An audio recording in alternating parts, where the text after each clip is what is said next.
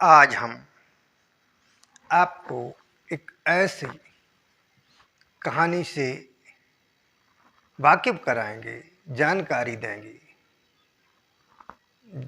जिससे आप लोगों के दिलों में कुछ जागृति पैदा हो और आपके जीवन में सदैव ही प्रेरणादायी बनी रहे। चलिए, तो आज हम ऐसी कहानी महात्मा बुद्ध से संबंधित और आपको बताने जा रहे हैं कि आनंद बोधि। आनंद बोध किसे कहते हैं और आनंद बोधि कैसे नाम पड़ा, किसका नाम पड़ा।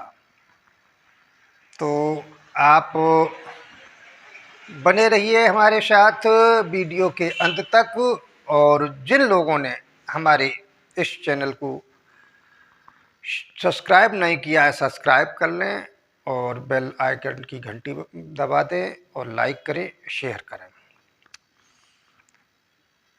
बुद्ध जेतवन में केवल वर्षावास के ही 4 महीने रहते थे। बुद्ध जेतवन में वर्षावास के केवल 4 महीने बिताया करते थे और सबसे ज़्यादा भगवान बुद्ध ने वर्षावास जेतवन में ही किया, क्योंकि वहाँ के जो एक सेठ थे अनाथ पिंडक, उनकी अनुरोध पर बुद्ध वहाँ पहुँचे और वहाँ के जो एक राजा थे तो उनसे अनाथ पिंडक ने वो ज़मीन स्वर्ण मुद्राओं में खरीदी थी। ऐसे भी नहीं, वहाँ का जो धनी राजा था उसने ये कहा था कि जितनी ज़मीन लेनी है उतनी ज़मीन में आप सोने की मोहरें बिछा दो, तो उतनी ज़मीन हम आपको दे देंगे। तो इसलिए जब 4 महीने वहाँ वर्षावास करते थे और वर्षावास के बाद जब बुद्ध बाकी समय भिन्न भिन्न स्थानों पर धर्म चर्चा करके धर्मचारिका करते थे, उस समय जेतवन बिहार में सूनापन सा बना रहता था, सूनापन सा छा जाता था। इसे देखकर जो अनाथ पिंडक श्रेष्ठी थे उनको बहुत कष्ट हुआ करता था कि 4 महीने बहुत अच्छा लगता है और उसके बाद यहाँ सूनापन रहता है, तो होता था। तो लेकिन करता वो क्या, अनाथ पिंडक भी करता क्या, वह चाहता था कि भगवान चारिका के समय जब वहाँ बाहर जाते हैं, जब धर्म चर्चा करने निकल जाते हैं, तो जेतवन में, उस जेतवन में कोई चित्र या मूर्ति की स्थापना कर दी जाए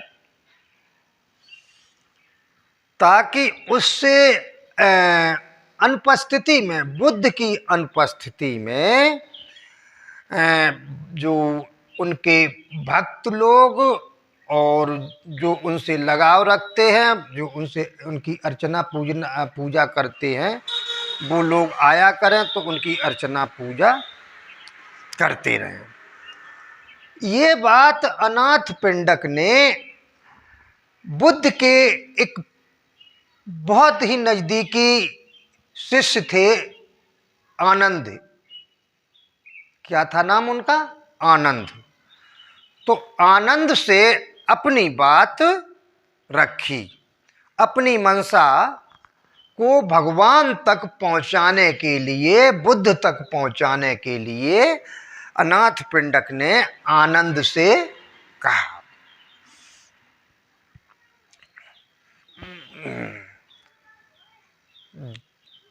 तो आनंद ने अनाथपिंडक की जो मंशा थी उसको भगवान तक पहुंचाया। जब भगवान ने अनाथपिंडक की बात को सुना तो भगवान ने उस बात को भी स्वीकार नहीं किया। ठीक है, क्या कहा? ठीक है, मूर्ति या चित्र मंदिरों की स्थापना होगी तब लोग केवल नमस्कार और प्रणाम प्रार्थनाएं करने के लिए ही आएंगे। तब क्या कहा? जैसे मंदिर की स्थापना कर दो या मूर्ति की स्थापना कर दो या चित्र लगा दो, तब लोग केवल क्या वहाँ पूजा करने और अपनी प्रार्थना करने ही आया करेंगे। क्या आया करेंगे? पूजा करने और प्रार्थना करने ही आया करेंगी। वे विकारों से मुक्त होने की विपश्यना विद्या भूल जाएंगे। उन्होंने कहा, अगर तुम्हें यहाँ कोई प्रतीक ही खड़ा करना है, बुद्ध ने कहा अगर तुम्हें यहाँ कोई प्रतीक ही खड़ा करना है, चिन्ह ही खड़ा करना है, तो बोध गया,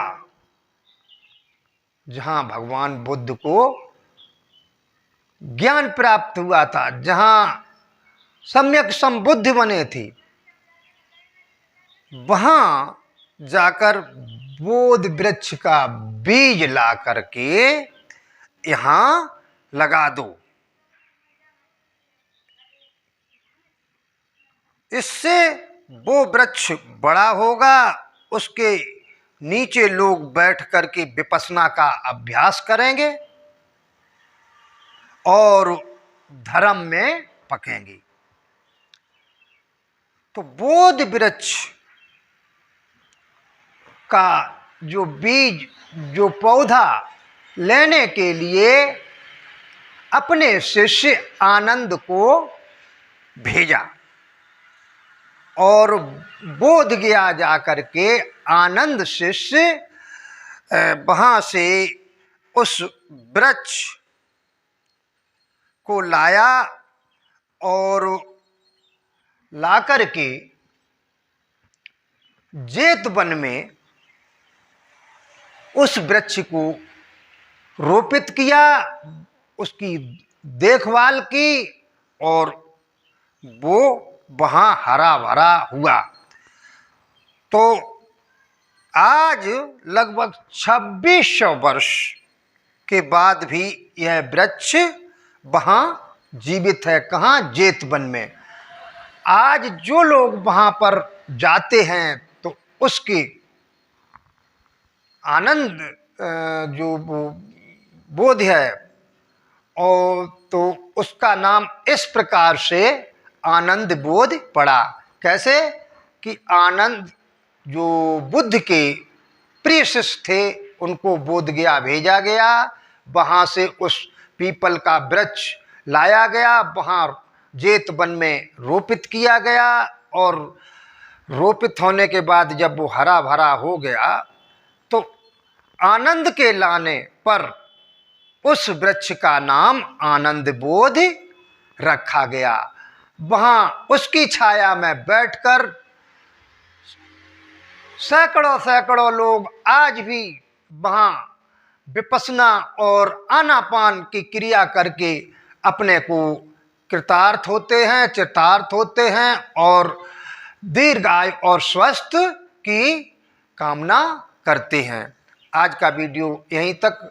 और हमारा ये वीडियो आप लोगों को कैसा लगा, एक बार आप इसको अपने मित्रों और परिचित लोगों को जरूर शेयर करें। नमो बुद्धाय।